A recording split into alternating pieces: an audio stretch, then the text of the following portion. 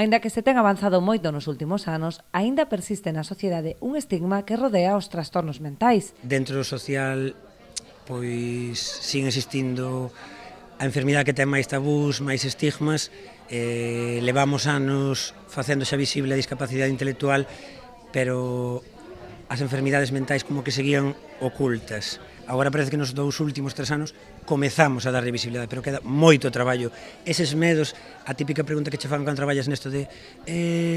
non lle tes medo aos usuarios, non che fixeron nada, se van a traballar pasará tal, hai que rachar con iso. De aí iniciativas como esta. Co fin de rachar con estas ideas preconcebidas e dar visibilidade á importancia da saúde mental, o Concello de Ribeira celebrou unha mesa redonda, coincidindo coa conmemoración do Día Mundial da Saúde Mental. Hoxe o día que se celebra o Día da Saúde Mental, desde o Concello queremos apoiar a visibilidade que temos que darlle este día debido aos problemas que hai actualmente sobre saúde mental. A saúde non é só a física, é a mental, unha vai unir a outra e unha non existe sin a outra. Hoxe en día hai verdadeiros problemas, incluso entre a xuventude, problemas de saúde mental e queremos con este día apoiarlo e sobre todo visibilizar e normalizalo, que a xente se dé conta que os problemas da saúde mental podemos telos calquer persona en calquer momento da nosa vida. O coloquio estivo organizado pola Asociación Pro Saúde Mental A Creba,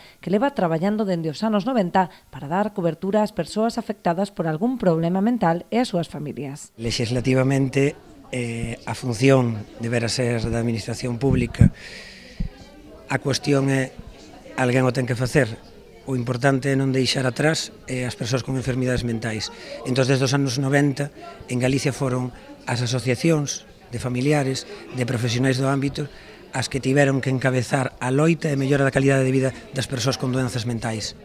A xornada contou coa intervención do xefe do Servizo de Psiquiatría do Hospital Clínico de Santiago, Mario Páramo, a psiquiatra do Hospital do Barbanza, Carmen Armas, e a traballadora social do Centro de Saúde de Ribeira, Isabel Fernández. Tamén estivo presente a deputada de Política Social da Deputación da Coruña, Mar García, que volve ratificar así a aposta da Administración Provincial pola atención sociosanitaria aos distintos colectivos. Nós non consideramos que só sea un problema sanitario, senón tamén un problema social, e nós como Administración Pública temos a obriga e temos tamén a obriga moral de apoiar este tipo de entidades que ao final fan un sobreesforzo para dar distintos tipos de terapias para apoiar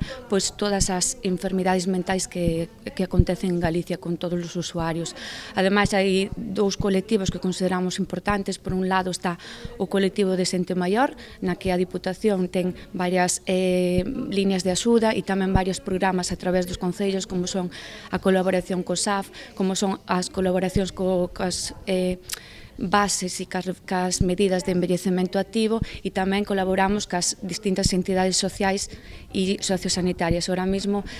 temos un desembolso económico de casi 900.000 euros para apoiar estas 67 entidades sociosanitarias que ao final prestan os seus servicios para paliar este tipo de consecuencias tanto sanitarias como económicas que sufren os pacientes e tamén sufren as súas familias. Non se trata únicamente de apoios puntuais colaborando con este tipo de actos, senón que a Deputación promove diversas liñas de axuda ás entidades que traballan en favor da saúde mental e impulsa durante todo o ano políticas de sensibilización e integración. Temos que empezar a concienciarnos que as enfermidades mentais son prioritarias en ámbito sanitario e non só debemos de castigar ou sancionar o ámbito sanitario, senón tamén debemos apoiar o ámbito social, porque ao final consideramos que son dúas liñas que deben acompañarse para apoiar este tipo de enfermidades. É verdad que en ámbito sanitario debemos, e falo sobre todo de Galicia e tamén en ámbito estatal, debemos mellorar con máis profesionais, máis apoio sanitario, pero tamén temos que intentar potenciar e intentar colaborar con este tipo de liñas de axuda en terapias sociais para facer que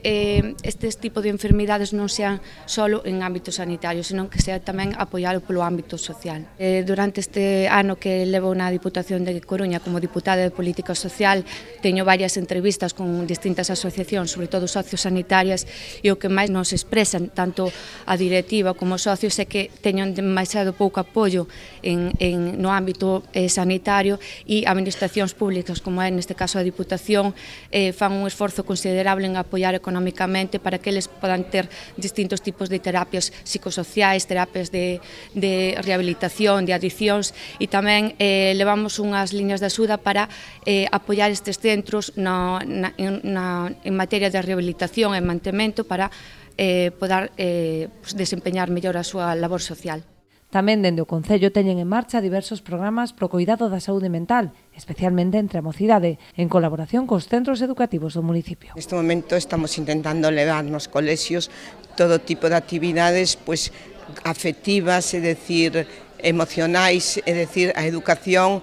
ten que consistir non solamente na educación que antes, como lo entendíamos antes, de escribir, ler, non, hai que enseñarlle aos rapaces a interpretar os seus sentimientos, que un rapaz sepa decir porque está triste, porque está contento, que lle está pasando, todas esas emociones que poden conlevar a ter unha saúde mental e física boa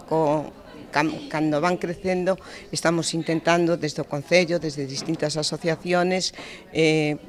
leválos, é dicir, ese tipo de educación creemos que é esencial e desde o Concello sempre nos encontrarán para apoiar.